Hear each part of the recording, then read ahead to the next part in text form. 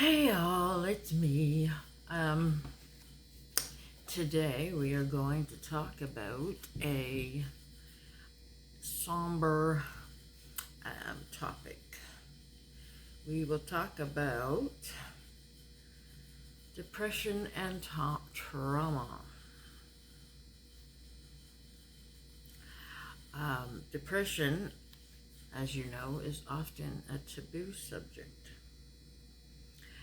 and lots of families don't know how, or they don't want to talk about it. And unfortunately, that is such a shame,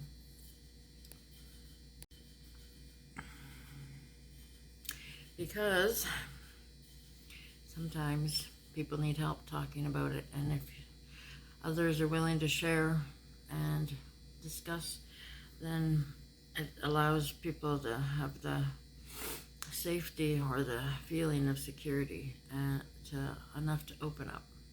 So, in this video, I'm going to share some of my thoughts, what I do when the darkness takes over, and I'll just share a bit about my life and how I've survived. So, let's get into this.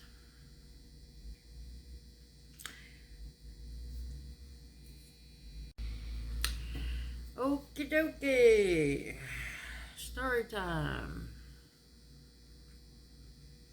I was diagnosed back in my early 20s with chronic depression. That period of my life was not a good time. I was married to an emotionally and mentally abusive man who scarred both myself and my 2 children. We had no money, and what little we did have, my ex controlled. He hated my parents because he was an atheist and thought they were brainwashing me. And he also hated pretty much everyone around him. He also knew that my parents knew how he was towards us, and when I went up there to visit them, he feared things would be said or done to turn me against him and to leave. But I stayed. I was afraid to be alone. I was afraid to raise 2 kids on my own, even though technically I was doing it anyways, because all he did was scream and shout and hit and sleep. We were constantly evicted from our places every 3 to 6 months, so we knew no stability and no long-term friends. My children suffered, and I was drowning. I was not equipped to deal with any of what I was going through, and I had no one to turn to. I struggled through that 10 years of hell until finally, out of the blue, my ex fell for someone at his work. Mind you, this was the first job he'd had in years. And he told me he would grant my wish and give me a divorce and my freedom. When I was in that relationship and had an episode where I couldn't get out of the bed, my ex would have none of that. He made me crawl out of bed and get his coffee, his breakfast, and tend to the kids. No sympathy, no empathy, no care about my well-being or my mental state. He said I was being a drama queen and making excuses to not have to be a grown-up. So when I was finally free, I had no idea how to process any of my feelings or handle anything stressful at all. I was, in short, a basket case. I was useless to my children, who needed me most, and I was completely and utterly unable to solve that.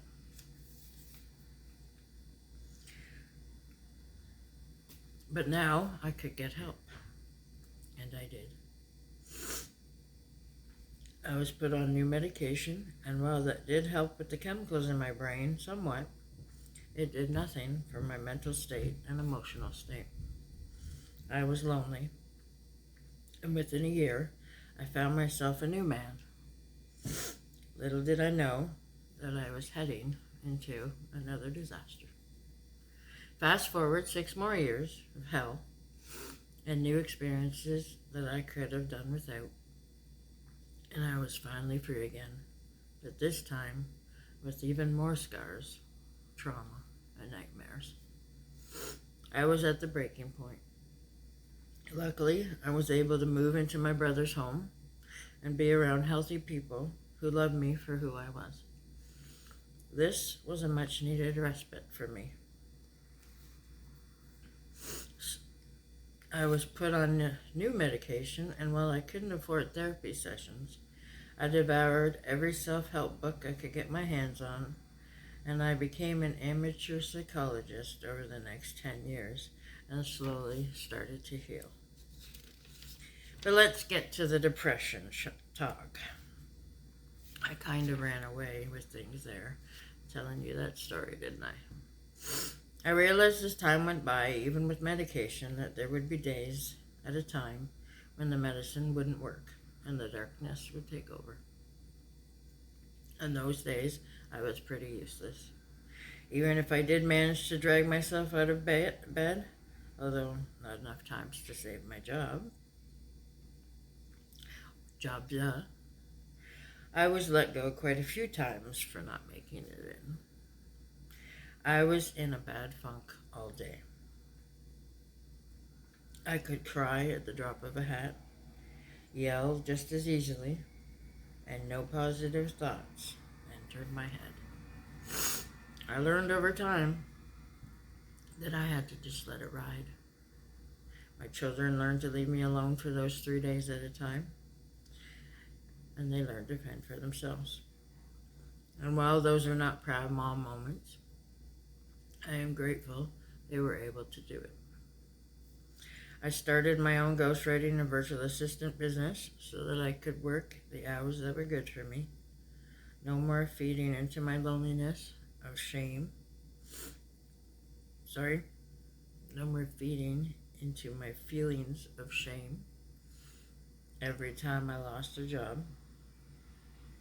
And this also worked out for me with helping me with my ADHD issues as well.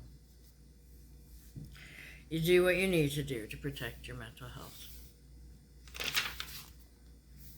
In today's society, so much is dictated for you.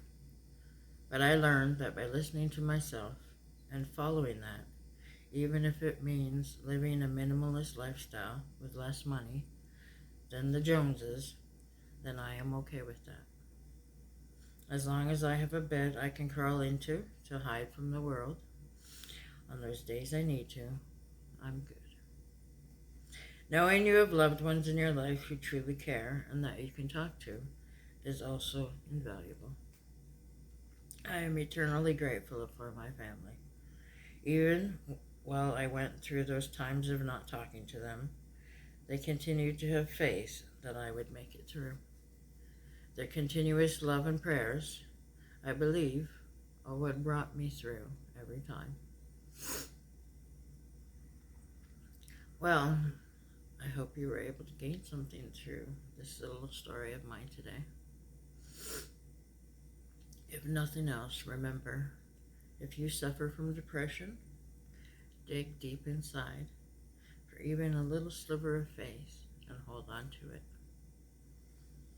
Know that the darkness never lasts forever, and that there is always something new and brighter waiting on the other side. I know this may sound dumb and inconsequential compared to the deep engulfing feelings of dread, despair, and darkness you experience, during these times, but I do relate. Well, everyone's experience may be different or worse, or maybe not even as bad. I just want you to know that you are not alone, even if you may feel you are. Reach out to me anytime if you have no one else to turn to. I am here. Okay, friends. I'm going to let you get back to your lives. I'm sure you're busy. Thanks so much for coming and listening to me. And listening to me ramble on. I do appreciate your support. As my mentor says, alone we are nothing, but together we are everything. Until next time, take care, be safe, and have fun.